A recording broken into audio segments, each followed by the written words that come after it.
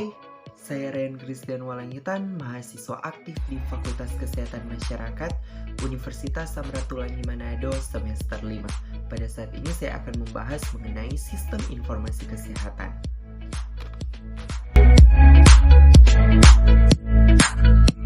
Menurut saya, dalam penerapan peranan sistem informasi kesehatan dalam pelayanan kesehatan dan kegiatan atau program-program kesehatan sangat berpengaruh secara besar dan luas dalam penerapannya di rumah sakit ataupun puskesmas.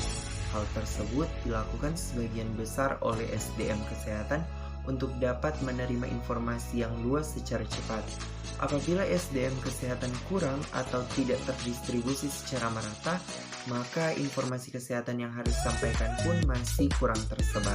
Penerapan sistem informasi kesehatan yang ideal di fasilitas pelayanan kesehatan adalah sistem informasi kesehatan yang memenuhi dan mencakup semua indikator yang harus ada. Sistem informasi kesehatan yang mampu dijangkau dan diketahui dengan mudah, serta dijalankan khususnya oleh tenaga-tenaga kesehatan, serta masyarakat yang memerlukan pelayanan kesehatan, serta sistem informasi kesehatan yang mampu meningkatkan efisiensi, kualitas layanan, serta manajemen data kesehatan dengan mengintegrasikan teknologi informasi kesehatan.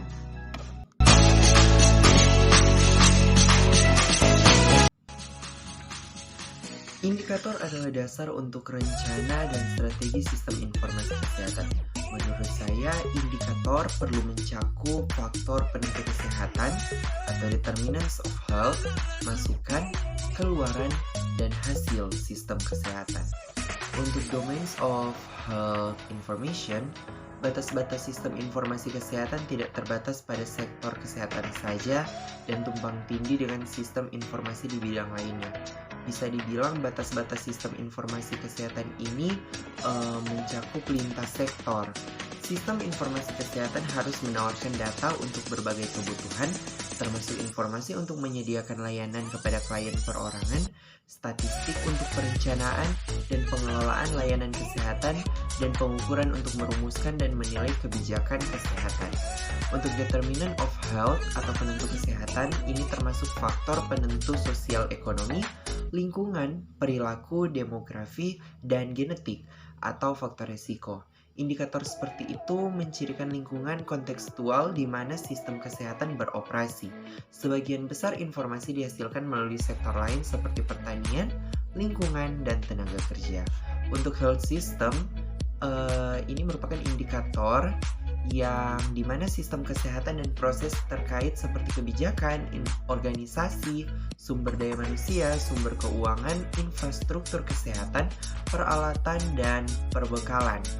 Nah, ada juga indikator keluaran seperti ketersediaan dan kualitas pelayanan kesehatan, serta ketersediaan dan kualitas informasi. Akhirnya ada indikator hasil sistem kesehatan yang segera seperti cakupan layanan dan pemanfaatannya. Untuk health status, indikator status kesehatan meliputi tingkat kematian, morbiditas, kecacatan, dan kesejahteraan. Variabel status kesehatan bergantung pada kemanjuran dan cakupan intervensi pada faktor penentu kesehatan yang dapat mempengaruhi hasil kesehatan secara independen dari cakupan layanan kesehatan. Juga ada beberapa indikator yang perlu diterapkan di fasilitas kesehatan, yaitu akurasi data pasien, rekam medis elektronik, pemenuhan pedoman klinis, efisiensi pelayanan, manajemen inventaris, pelaporan penyakit menular, pemantauan penyakit tidak menular, keamanan data, pemantauan kinerja sistem, pemantauan biaya, pemantauan epidemiologi, pemantauan imunisasi, dan juga pemantauan kejadian kesehatan masyarakat.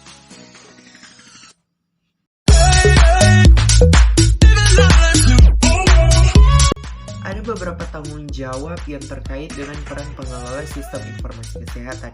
Yang pertama itu bertanggung jawab atas perancangan, pengembangan, dan implementasi sistem informasi kesehatan yang sesuai dengan kebutuhan fasilitas dan pedoman industri. Yang kedua, memastikan data kesehatan pasien tersimpan, diakses, dan dikelola dengan baik termasuk perawatan rekam medis elektronik.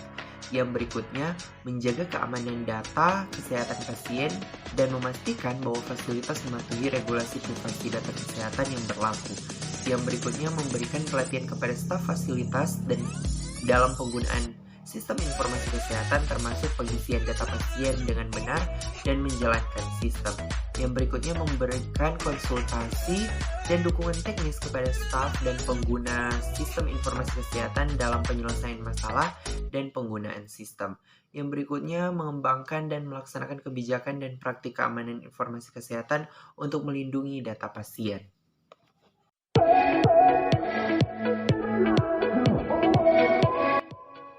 Apakah seorang sarjana kesehatan masyarakat dapat menjadi pengelola sistem informasi kesehatan?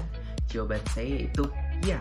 Seorang sarjana kesehatan masyarakat memiliki dasar pengetahuan yang relevan untuk menjadi pengelola sistem informasi kesehatan di fasilitas pelayanan kesehatan.